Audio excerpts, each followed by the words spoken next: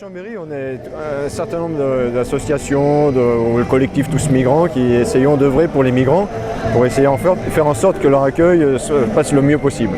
Parce que bien accueillir, on constate que ça se passe mieux quand on accueille bien les migrants.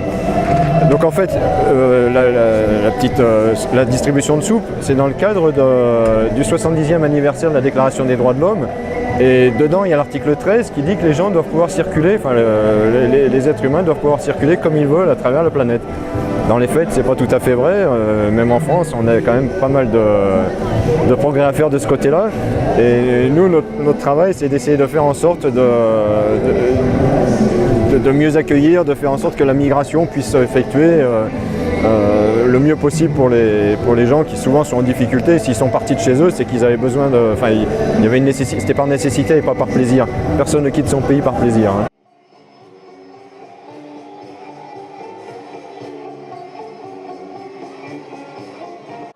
Face à la montée des nationalismes, des racismes et des fascismes dans le monde, les collectifs, associations, syndicats et partis appelaient à une mobilisation collective pour la paix, contre les haines de l'autre et leur instrumentalisation.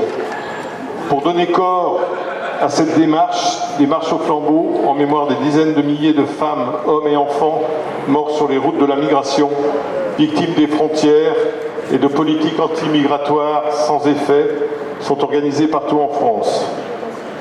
Il faut en finir avec les politiques qui génèrent mort et traitent des humains au lieu de permettre de répondre aux problématiques migratoires.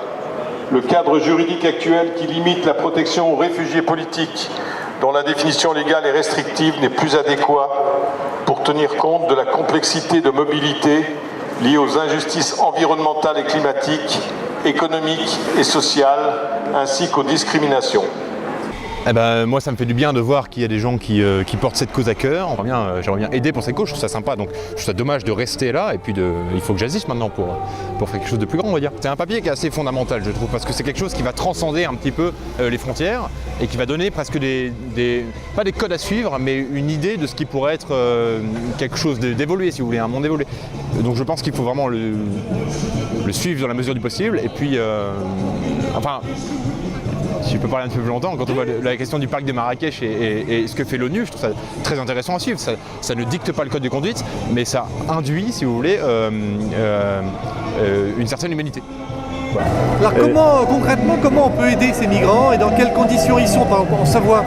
Alors en Savoie, déjà, l'État, depuis cet hiver, là, depuis le début de l'hiver, fait en sorte que tout le monde puisse dormir à l'abri. Mais c'est pas tout à fait vrai quand même, hein. Donc il y a quand même encore beaucoup trop de gens qui dorment dehors. Donc il y a de l'accueil d'urgence, hein. Ça c'est la première des choses. Et puis après il y a des gens des migrants qui arrivent, qui sont arrivés et qui restent. Et ces gens-là, il faut essayer de leur trouver un hébergement plus durable. Et donc en ce moment, il y a Savoie Solidarité Migrants par exemple qui fait un appel pour essayer de trouver des hébergements notamment pour des jeunes mineurs. Hein, parce qu'il y a un gros problème avec les mineurs.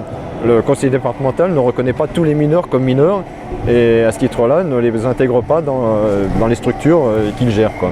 Un maire tout seul, il ne peut pas faire grand-chose face à l'ampleur du problème. Mais en revanche, il doit être sensibiliser les habitants qui spontanément sont très généreux. Nous, les quelques migrants que nous avons accueillis sur la commune, nous ont demandé un peu de matériel, il fallait apporter un peu de matériel et très rapidement la mairie a été envahie de vêtements, de mobilier, de choses comme ça. Donc c'est pas un problème. Les habitants, quand on leur explique et quand ils voient surtout, quand ils rencontrent les familles, ils sont très sensibles à ce qui leur arrive. Et encore plus quand ils racontent les épisodes qu'ils ont vécus. Mais au-delà de ça, je pense que les maires, comme tous les élus, il faut qu'ils sensibilisent encore dans les plus hautes sphères pour que ces migrations n'aient pas besoin d'avoir lieu ou qu'elles soient vraiment choisies, comme le monde s'est construit par les migrations. Mais la question, c'est qu'évidemment, ils sont là, donc qu'est-ce qu'on fait? Nous, on avait interrogé Damien Carême, qui était le maire de Grande-Synthe, ouais, et qui lui actionne un des articles du Code de la famille et de la santé publique, en disant, là, il y a un périmètre où le maire peut agir. Je vois pas de quel périmètre. Si c'est par exemple l'accueil de tout enfant dans les écoles, on le fait. Lui, il a construit un camp. Oui, j'avais vu le film. Avec un partenariat, voilà. Avec coûté des sous, mais... Non, mais c'est vrai qu'il a... Souvent, ce qu'on entend, c'est que les maires, ils peuvent rien faire. Alors, lui, il démontrait un peu le contraire. Alors c'est vrai qu'on n'a pas les moyens de la mairie de Grande-Synthe, mais il était très volontaire et il a pu en effet faire des choses extraordinaires. Et là, moi j'ai vu son film, c'est assez époustouflant.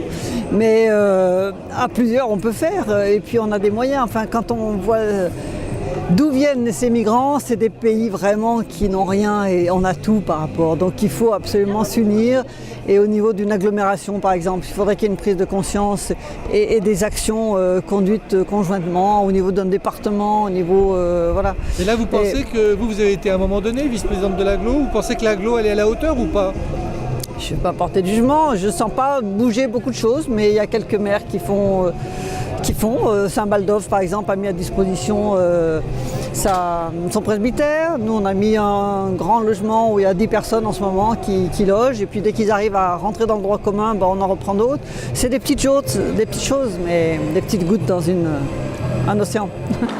Nous avons besoin d'une autre politique européenne d'immigration qui ne se réduirait pas à une coopération sécuritaire et à la négociation d'accords avec les pays du Sud pour sous-traiter le travail de garde-frontières, mais tiendrait compte des impératifs de fraternité, de justice et des contraintes que le changement climatique fait peser sur les populations. Les budgets accordés aux dispositifs sécuritaires aux frontières doivent être réorientés vers des programmes d'accueil et d'insertion. Les fonds alloués à la mise en place de dispositifs de gestion des frontières sont vertigineux. Le collectif de journalistes The Migrant Files estime à plus de 11 milliards d'euros de fonds investis par les pays européens pour dresser des barrières sur les routes migratoires vers l'Europe. Il faut réaffirmer nos engagements de garantir la pleine réalisation des droits fondamentaux des femmes et des petites filles en tant que partie inaliénable, intégrante et indivisible de tous les droits de la personne humaine et de toutes les libertés fondamentales. Bon, on voulait marquer le coup surtout à Chambéry. Et pourquoi Chambéry? Parce que Chambéry, c'est la ville de Jean-Jacques Rousseau. Discours sur l'origine et les fondements des inégalités entre les hommes. Et ces idées ont nourri la Révolution française directement, parce qu'il est décédé quelques années avant. Et ces idées ont nourri aussi la Charte des droits de l'homme de 1789. Ça nous semble intéressant de relier ces trois événements, les 70 ans de la Déclaration des droits de l'homme, la journée internationale des migrants aujourd'hui dans toute l'Europe, dans tout le monde d'ailleurs, parce que c'est une journée de l'ONU, et puis marquer cette présence particulièrement à Chambéry. Donc merci à tous d'être venus.